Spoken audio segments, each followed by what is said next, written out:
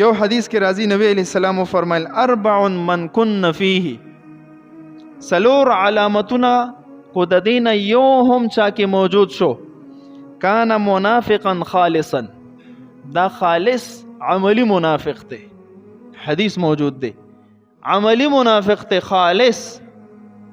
پاغه کې اولنې سدي اذا اؤتمن خانا، خیانتګر وي، خیانت پکې کوڅوک وسره سم کینی، پاغه کې ودا خیانت کوي. خپل گریوان کې سوچ وکړو چې دا مونږ کشته دا صفت کو نشته. اذا حدث کذب، چې کلم خبرې کوي دروغ به وي. و اذا عاهد غدر، او چې کلم چا سره وعده وکړي نو وعده خلافي کوي، دوکه کوي.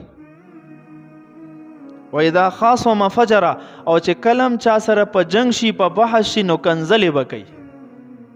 بدې قصو کې مونږ پښتانه ګیریو، کنځلې خو زمونږ سم شعار دی چې په کم جنگ کې نه نو هغه جنگ نه.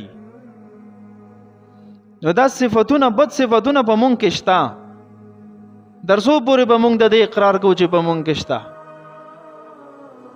عزم کو به چې دا سيزونه دا علامتونه کم نبی علیہ الصلوۃ والسلام بیان فرمایلی دي، دا حقیقت ته د ازمکه او اسمانونه ختمې دي شي.